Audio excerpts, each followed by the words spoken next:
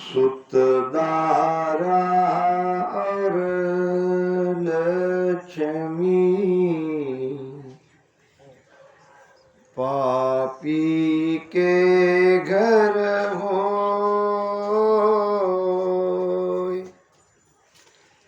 सतसंगत और हरि कथा, तुलसी दुर्लभ जोय राम जी, तुलसी दुर्लभ जोय। सुतदारा और लक्ष्मी पापी के घर होए। सूत नाम पुत्र, दारा नाम पत्नी स्त्री और लक्ष्मी नाम धन। हम देखते हैं पापी धनवान भी है, पापी का परिवार भी है, पापी के बेटा बेटी भी है, पत्नी भी है, और पैसा भी है। वही दूसरी तरफ भक्ति करने वाले आपको गरीब ही दिखते हैं। फिर अगर भक्ति में गरीबी है तो भक्ति क्यों करे? सवाल ये। दूसरा सवाल, ऐसे पापी धनवान कैसे होते हैं?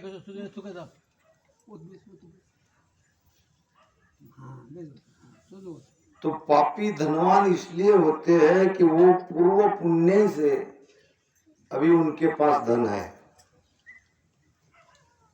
अभी अगला जो जन्म उनका होगा वो पाप तो किए हुए जो है वो तो भुगतना पड़ेगा, और साथ में गरीब कंगाल ऐसी अवस्था उनकी बनेगी। आज जो भी है वो अपने पूर्व कर्म के आधार पर है, मगर एक बात का अभाव पापियों में है कि वो आगे की कुछ व्यवस्था नहीं कर सकते।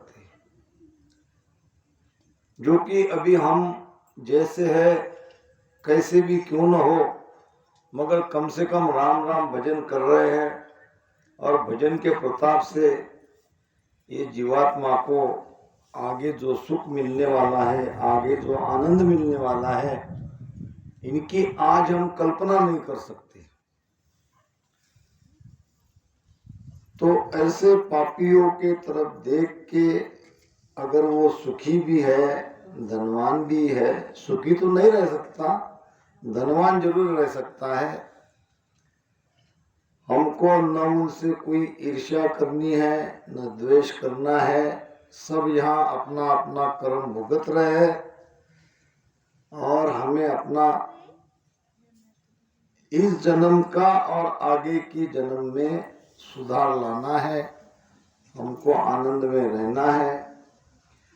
इन्हीं विषयों का आधार लेके महाराज ने परमात्मा को प्रश्न किया है, और परमात्मा को प्रश्न हमारे लिए किया है, और उत्तर भी महाराज ने परमात्मा की तरफ से ही दिया है। इसमें हमारे बहुत सारे संशय दूर हो सकते हैं। ओ तेरे क्या न्यावल है, सुन ली जो साई। ओ तेरे क्या न्यावल है, सुन ली जो साई। नुगरा नर राजस करे, जन भी कन जाई। नुगरा नर राजस करे, जन भी कन जाई।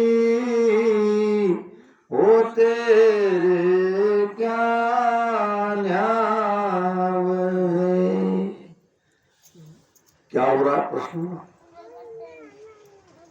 न्याय के बारे में पूछ रहे हैं। परमात्मा तुम्हारा ये कैसा न्याय, कैसा निर्णय? भक्ति करने वाले तो दर दर की ठोकरें खाते भटक रहे हैं, और जो नुगरे हैं वो माया का सुख भोग रहे हैं। कारण पहले ही बता दिया, हम सभी अपना प्रारब्ध लेके आए हैं, और प्रारब्ध बनता है कर्म के आधार से। हमने जो किया है वही हमें यहाँ वापस मिलने वाला है। तो महाराज ने भक्तों की एक तरह से परमात्मा के सामने फरियाद जो है वो वहाँ उनके सामने रखी कि ये निर्णय आपका ठीक नहीं है। भक्ति करने वाला कम से कम इस हालत में तो नहीं होना चाहिए। क्यों नहीं होना चाहिए? अगर ऐसे हालत में भक्त रहा तो दूसरे भक्ति के लिए प्रेरित कैसे हो सकते हैं? एक शिव जी का भक्त था, अति गरीब। माता पार्वती ने शिव जी को कहा, मृत्यु लोक में तुम्हारा भगत है, एक टाइम भोजन की भी उसके पास व्यवस्था नहीं है, तुम उनको देते क्यों नहीं हो? तुम्हारे हाथ में तो सब कुछ है, तुम सबको दे सकते हो।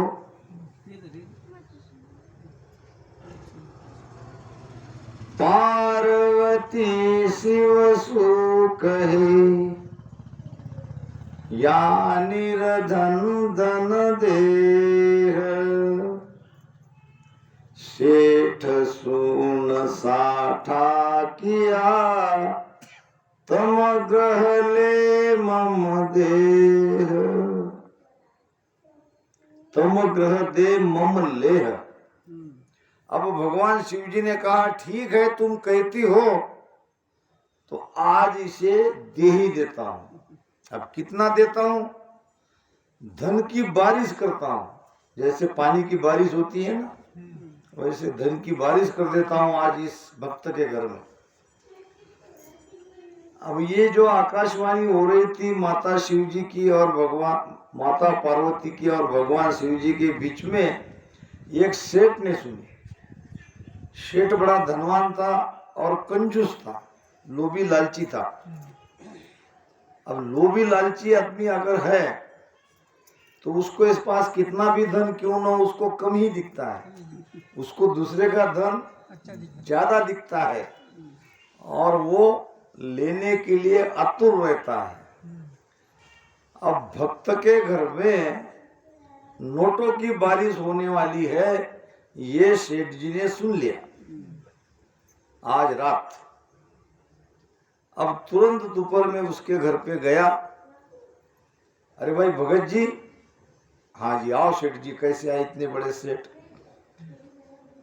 काम के लिए आया था, बहुत बड़ा तुम्हारा इसमें फायदा है, तो करो हुकुम।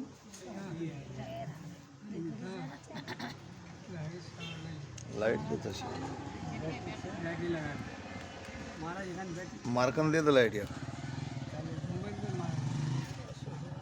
चालत राम राम राम राम राम राम। मार चेहरे पड़ जाए जरा वो क्या मेरा बस।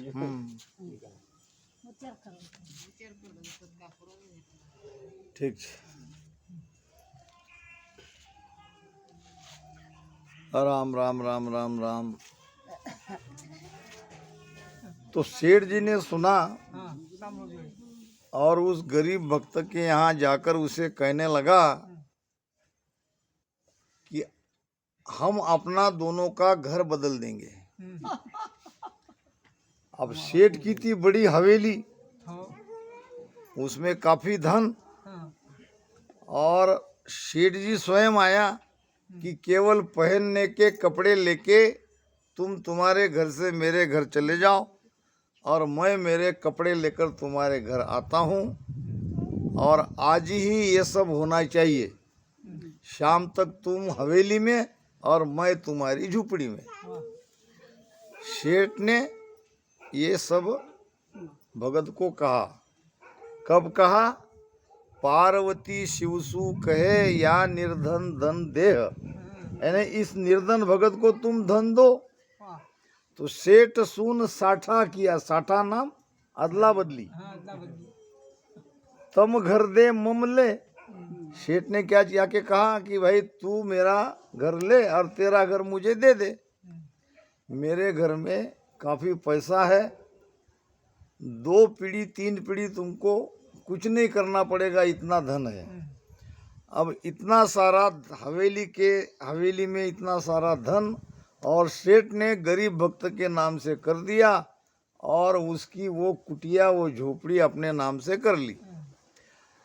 अब शाम हो गई, धीरे धीरे रात पड़ गई, रात आगे बढ़ने लगी और ये ऊपर देख रहा सेठ जी झोपड़ी में बैठ के नोटों की बारिश कब होती है। अब जब आधी रात गुजरने के बाद भगवान शिव जी को गालियां देने लगा। मृत्युलोक में मनुष्य झूठ बोलते हैं, तुम देवता भी झूठ बोलते हो। आकाशवाणी हुई सेठ के लिए, सेठ जी हमने झूठ नहीं बोला। जिसके घर में नोटों की बारिश करनी थी उसके घर में पहले ये नोटों से बारिश कर दी। हमने तुम्हारे लिए थोड़ी बोला था, वो तो उस गरीब भक्त के लिए बोला था। वो तो तुम्हारा सारा धन, सारा हवाली सब लेके गया। हमारे पास कहाँ पैसा है, हम तो इधर उधर कर देते हैं। अब तुम हमारे चक्कर में आ गए तो भुगतो, जाओ झोपड़ी में। तो महाराज कहते हैं अगर ऐसे ही भगत गरीब रहे तो बाकी भक्ति में आने के लिए कैसे प्रेरित हो। तो इसलिए भगवान को पूछ रहे हैं ये सवाल। नुगरा राज करता है और राम राम भजन करने वाला ये भगत गरीब है। अब उत्तर दे रहे हैं भगवान। जन दुखिया तो ही भला मेरी भगत कमावे। जन दुखिया तो ही भला मेरी भगत कमावे। हमारा पुरले जावसू जुग जुग सुख पावे।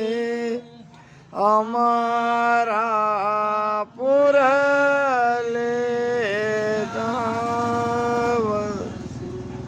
जुग जुग सुख पावे।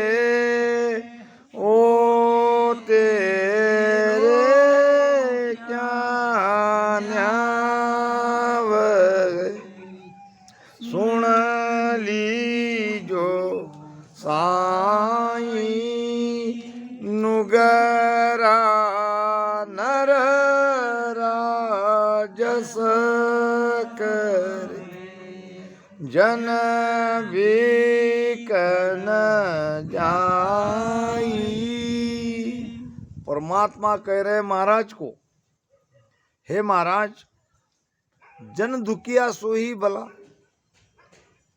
मेरा जो भगत है वो दुखी है वही भला है।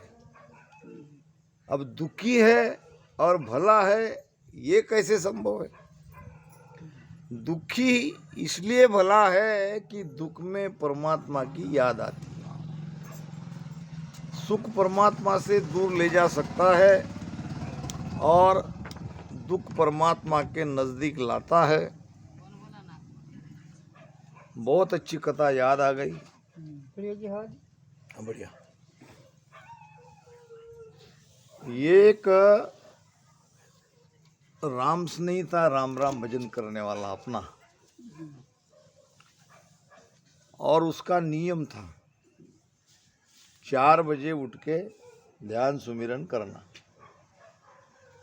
और सालों से वो उसी समय उठता था, राम राम भजन करता था। एक दिन 4 बजे उसकी नींद जगी नहीं, नींद जगी नहीं तो वो रोने लगा। भजन नहीं हुआ इसके लिए वो रोने लगा, तड़पने लगा। अब दूसरे दिन सोया और 4 बजे के पहले ही आकाशवाणी हुई, हे भाई तू उठ, 4 बजने वाले हैं। उठ गया, भजन करने लगा, मगर सोचने लगा कि ये उठाने वाला कौन है। भजन होने के बाद उसने, अभी तो कल ही देखते हैं क्या होता है, भजन होने के बाद उसने अपना रोज का काम करने लगा। और फिर रात हुई, रात में जानबूझकर वो उठने का प्रयास नहीं किया तो आकाशवाणी हुई, हे भाई 4 बजने वाले हैं, उठ। अब तो उससे वार्ता हो सकती थी। उसने कहा भाई मैं उठूंगा तो सही, मगर आप कौन है, मुझे 4 बजे उठा रहे हो।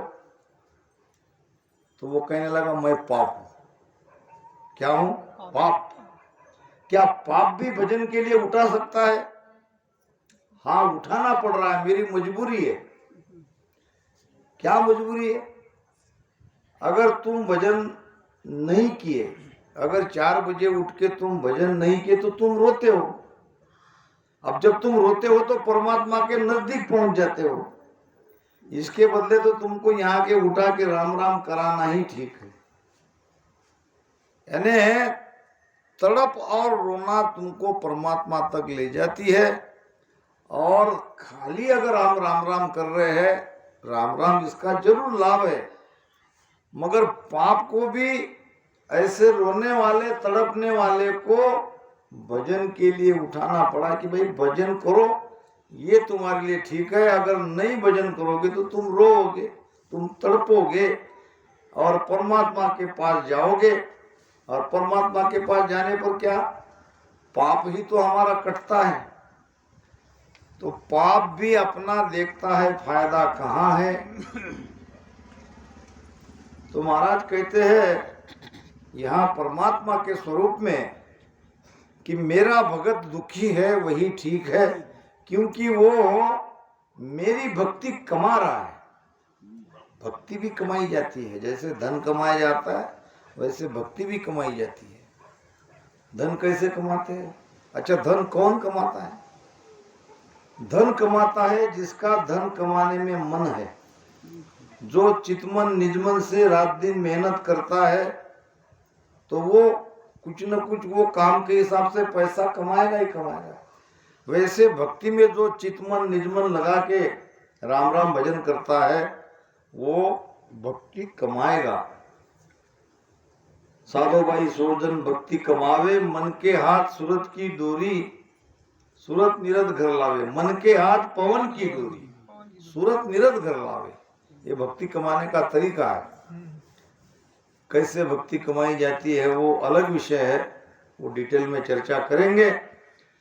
तो जो मेरा भगत है वो दुखी भी है, तो ये दुखी आज है, कल दुखी नहीं रहेगा, कल अमर सुख को प्राप्त करेगा।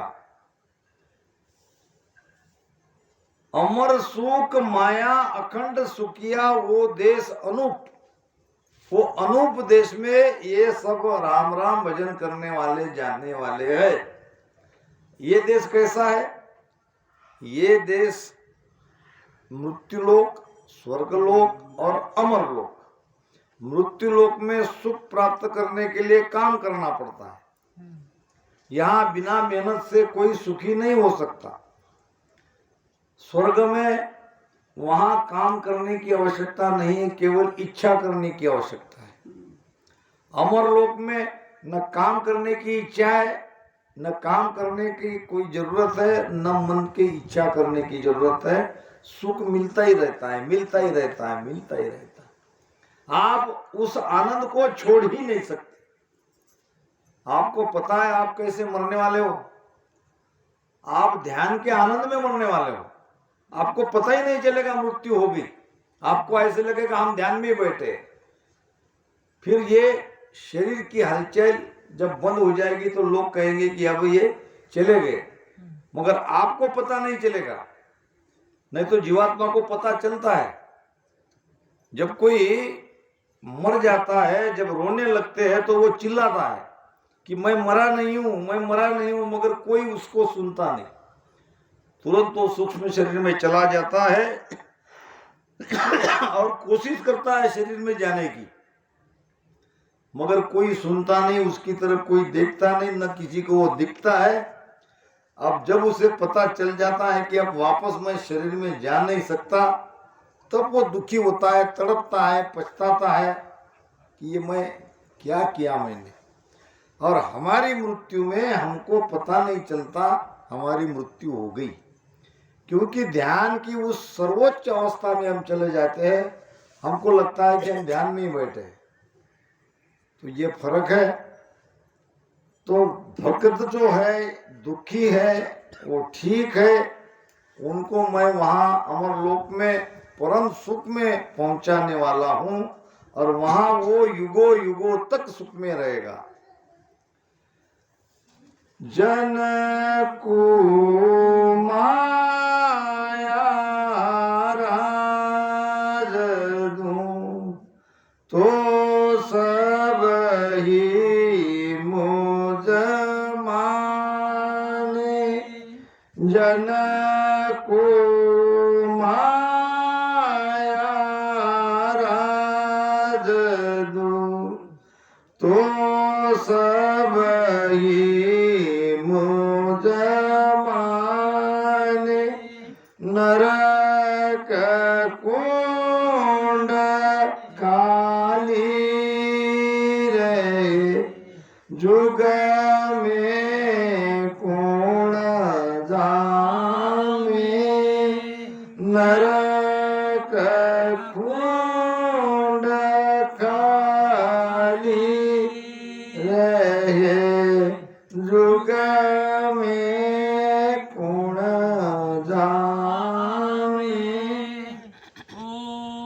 तेरे क्या न्याव है, सुन लीजो साई।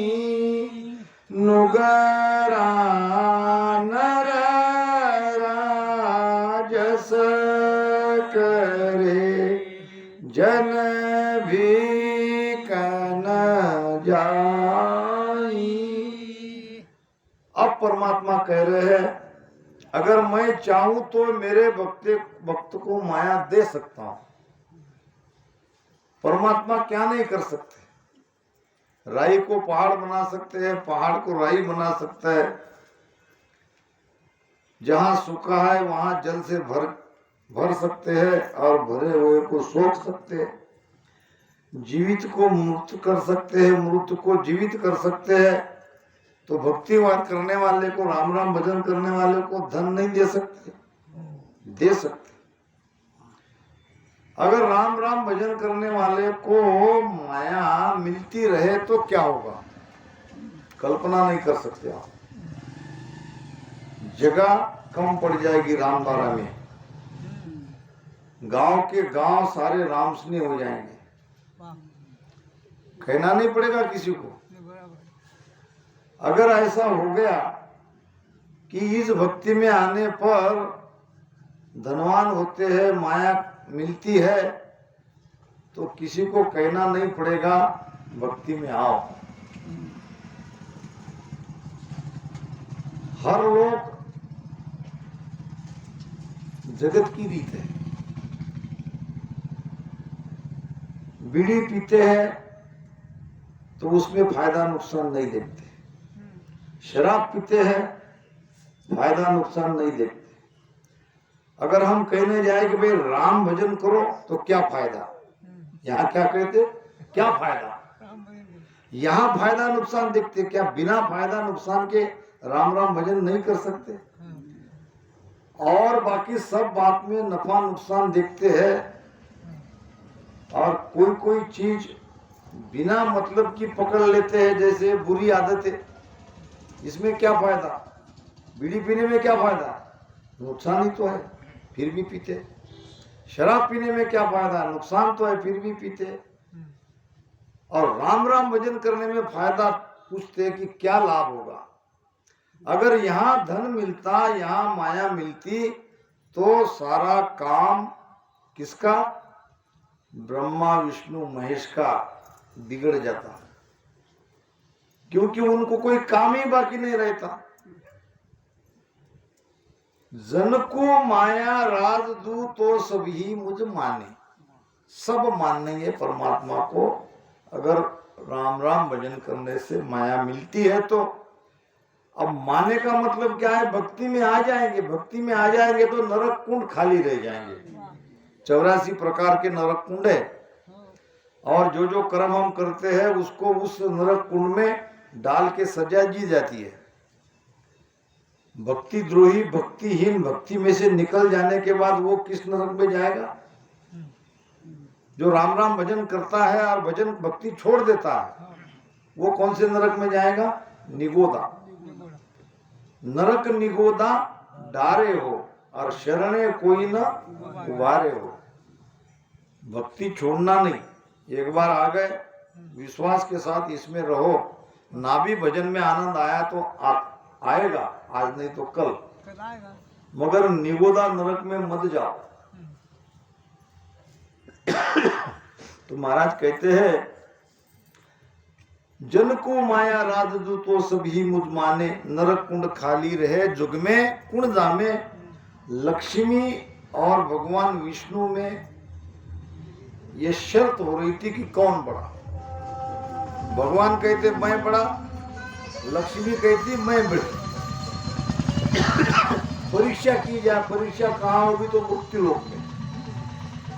हम बारी बारी से मृत्यु लोक में जाएंगे और फिर देखेंगे किसका प्रभाव ज्यादा है, कौन किसकी तरफ झुकता है, कौन किसको मानता है, निर्णय हो जाएगा।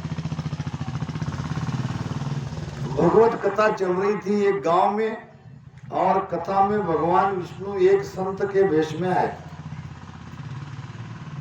अब दूर से कथा सुनने वाले ने देखा कि कोई तेजस्वी चेहरा वाला, बहुत सुंदर दिखने वाला संत, जिसके तरफ देखते ही जाए, देखते ही रहे। ऐसे संत का आगमन होने पर कौन नहीं देखेगा? कथा करने वाला भागवतकार वो भी कहने लगे कोई महान संत का आज हम कथा में यहाँ वो आ रहे हैं, हम उनका स्वागत करते हैं। तो सब खड़े रह गए, सब उसके चरण में झुक गए। अब दूसरे दिन वार्ता फैल गई कि कोई बहुत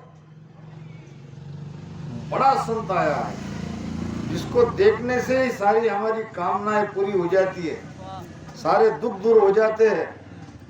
तो पहले से ज्यादा भीड़ होने लगी। दूसरे दिन भीड़, तीसरे दिन भीड़।